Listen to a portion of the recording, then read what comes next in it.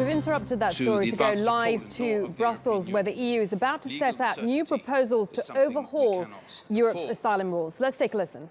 I now want to turn to the future reform of the EU's policies on asylum and legal migration. Of course, the refugee crisis is still with us, and collectively we will still have a lot of work to do. It is vital that we rapidly stem disorderly and irregular flows of migrants, protect our external borders and safeguard the integrity of the Schengen area.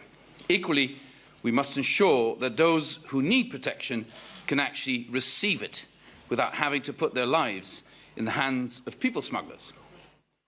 All of us, Commission, Member States, EU agencies, other agencies, need to keep our resolve, implement the agreed strategy and make progress on all fronts. For now, we have to apply the existing rules and use the tools available to stabilise the situation. But I'm also convinced that we shouldn't wait until this crisis is behind us before looking at the future direction of our common European asylum policy. Let's be clear. Migration will be one of the main challenges the European Union has to face together in the longer term. This issue is not going away.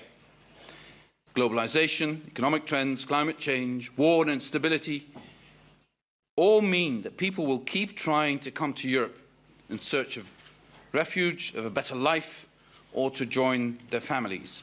So Europe will need sustainable, future-proof migration policies that provide orderly and safe pathways to the EU for those who need protection and those who can contribute with their skills and talents to the EU's economic development. Today, we have put forward some options to launch a political discussion that Europe needs on how it wants to go forward. First, we need to reform our common European asylum system. The current crisis has shown the present system is not working. The problem we need to fix is that the system relies largely on where a person first arrives at the EU to decide which member state should handle an asylum claim. This is neither fair nor sustainable given the reality of the volumes of people which has put a huge burden on just a very few number of member states. We can fix this either by adding a corrective fairness mechanism to Dublin, what I would call Dublin Plus. We'd keep the current criteria and supplement them with adjustments through redistribution to other member states in specific circumstances. Or, this is the second line of thought that we are proposing to the other institutions, we could change the basic criteria to determine which member state is responsible for an asylum claim. In this scenario, responsibility would be decided from the very start and for every case on the basis of a distribution key. We are putting forward these two options in an open way to launch a debate. Both options would provide the much-needed solidarity in between member states in managing our common responsibility to protect those in need. In the longer term, there are other options, a centralised European system with European decisions on individual asylum claims. But in political terms, it is not realistic to talk about this today. And we are not putting this forward as an option today. Another clear weakness of the current system is that EU asylum rules have not been applied in the same way across member states. National approaches vary enormously, whether we're talking about reception conditions for asylum seekers, the length of procedures, or the chance of being granted asylum. This has encouraged asylum seekers to move within the EU towards a small number of member states. We call them secondary movements, but you could also call them asylum shopping. The lack of harmonisation leads to a race to the bottom and creates pull factors. Member states feel compelled to be ever more strict with those arriving. At the end of the day, the victims of this are the member states themselves, but also people who have the right to international protection because they flee war and persecution. The only way we can remedy this is by further harmonising the procedures, rights and reception conditions at EU level to ensure equal treatment. We need to create more fairness in the system to be able to do what we need to do from a humanitarian and legal point of view, and that is to still provide shelter to those who flee war and persecution. To support this reform system, we would propose to reinforce the EU's asylum agency, EASO. Beyond these improvements to our asylum system, we need to ensure that people who need or want to come to Europe have safe and legal pathways to do so. Providing a safe haven to refugees is our responsibility, I can't stress it enough, as Europeans, a responsibility we share with the international community. And if you look at some of the countries at the borders of Europe or in the Middle East, they share this responsibility in an incredible way, up to 1/4 of their population sometimes being composed of refugees.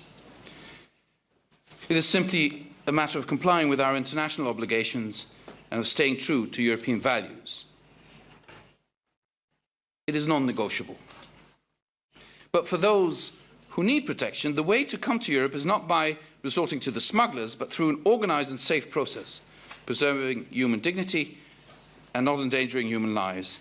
This is why we will put forward a horizontal mechanism for resettlement, building on initiatives we have already taken. This mechanism will be based on common EU rules on admission and distribution, on the status to be accorded to resettled persons, and on financial support.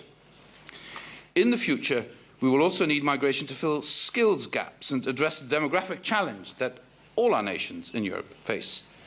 This requires a proactive approach. So, in short, we will evaluate our existing rules on legal migration to streamline and modernise them. We also propose a reform of the EU Blue Card scheme for highly skilled migrants, as well as measures to attract and support innovative entrepreneurs.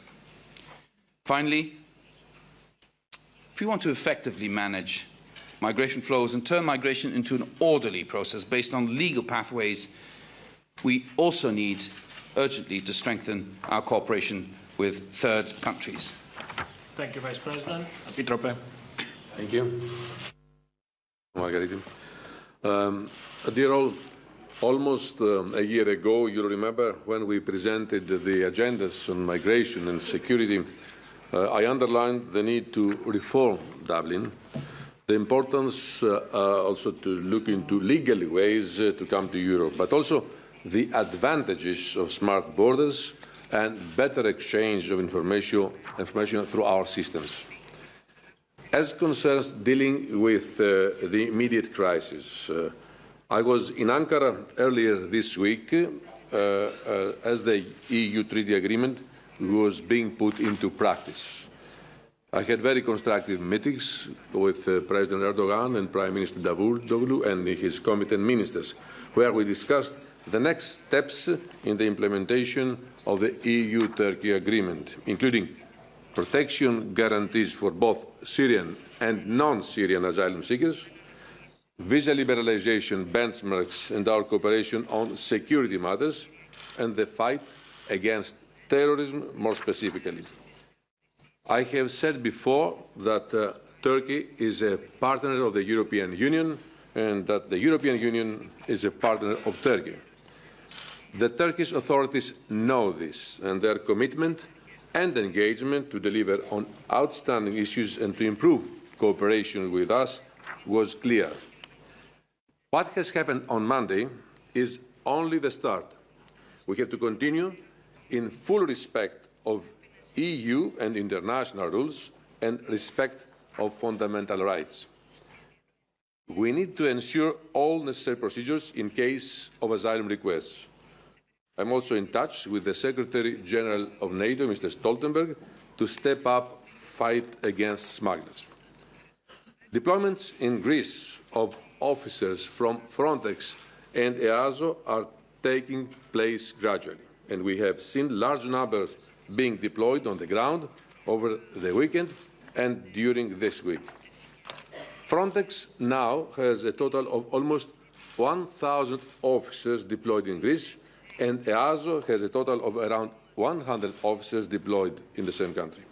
Today, 68 migrants arrived in Greece. The number is low, but shows that it continues. And we continue to monitor alternative routes. That's why I was recently in Albania, in Bulgaria, and Finland. Now, turning to today, I am very satisfied by the forward-looking ideas and measures that we are presenting to you today. Today, we open a discussion on how we want to improve and reform our asylum, migration and border system to be really future-proof, with the reality that we will continue to face migratory pressures in the years to come. This is a discussion we need to have, and we need to have it now. First, let me briefly complement what France said on asylum and legal avenues to the European Union. For asylum, we essentially have three objectives, because it is clear that the system as it stands today is not functioning, is not working. We need to share responsibility, reduce asylum shopping, prevent and sanction secondary movements.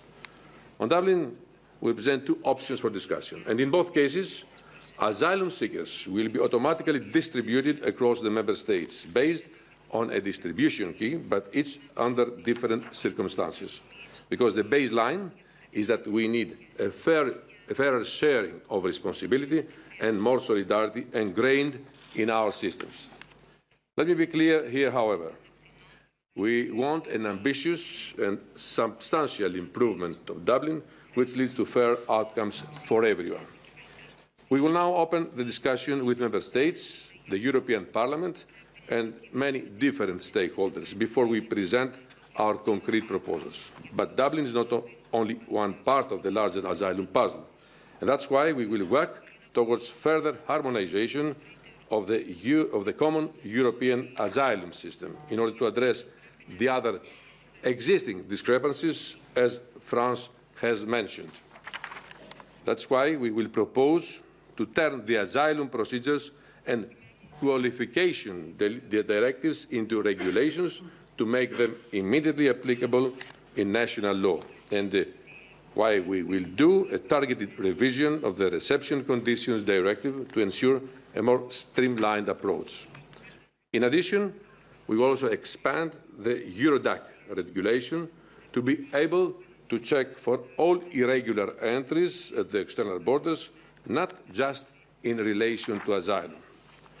To complement all this, we will also reinforce the European Asylum Support Office in the same spirit as our plans to reform the Frontex agency in the framework of the European Borders and Coast Guard. Secondly, on legal avenues. As I have said before, if we want to close the back door to irregular migration, we have to open more windows for legal ways to Europe, both for those who come to seek protection and for those who come to contribute to our economy. The European Parliament, NGOs, media have been talking a lot about the need of more legal channels, and this is exactly what we want to do. Building on the existing resettlement scheme that we have, we want to go one step further and create a streamlined and structured EU system for resettlement so all member states can use the same mechanism. On legal migration, reforming the blue card has been a priority for President Juncker from the very beginning, and this is our delivery to that commitment. Not only is the current system not flexible and attractive enough, but we simply also want to attract more highly skilled migrants because we will need them in the future.